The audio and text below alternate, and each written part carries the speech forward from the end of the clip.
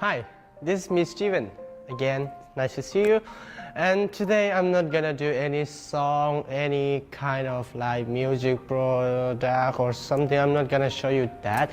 But I'm gonna show you one thing, which is for people who is refugee or people who is came from another country to this Australia. So what I'm saying is today I'm gonna show you a video which is about 5 or 6 minutes.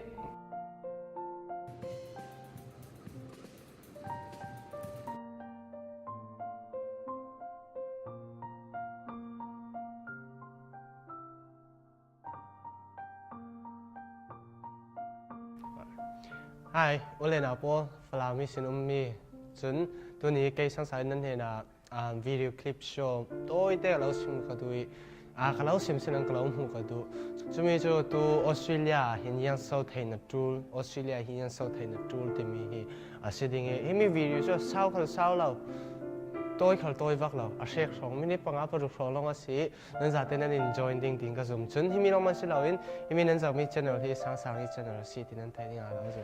Thank you.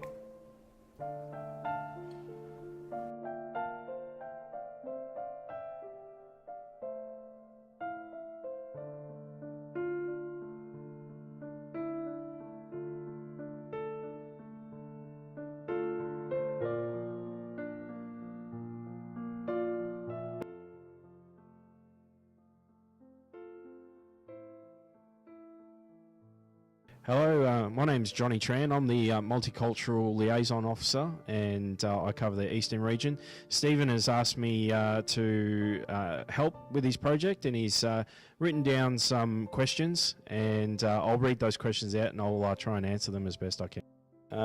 So Stephen says, what happens when you see teenagers drinking alcohol? So if a teenager is under 18, there's lots of different rules with underage drinking, but the main thing, without going too complicated, the main thing is if people are out in public, then anyone who's under the age of 18 is not to be drinking alcohol, and anyone who's over 18 is not to be drunk in public. So that's when you've had too much alcohol and you basically can't look after yourself because you've had too much alcohol, and it means that your safety is in jeopardy and you may be hit by a car or you may not be aware of your surroundings. So that's when it's very dangerous, when you're drunk in public. The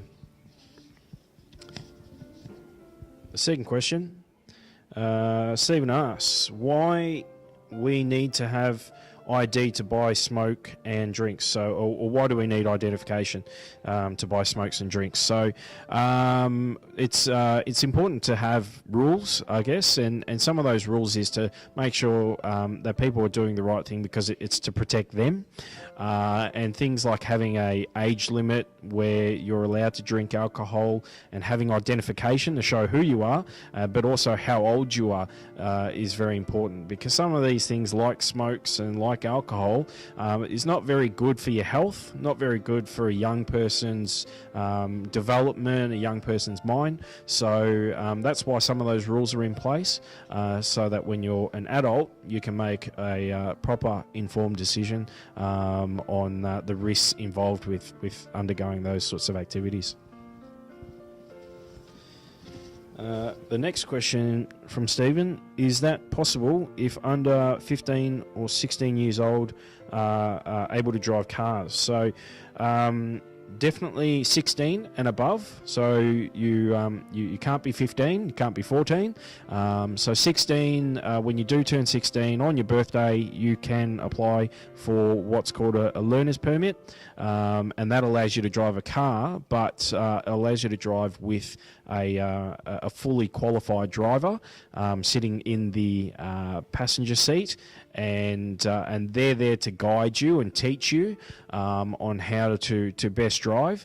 Now, anyone with a learner's permit also has to display L plates on the front and the back of their car to show other people that you're just learning.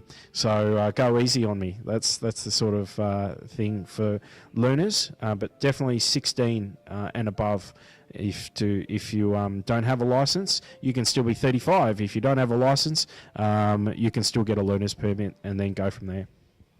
The next question is, what is a safety spot on the train platform? So that's a very good question.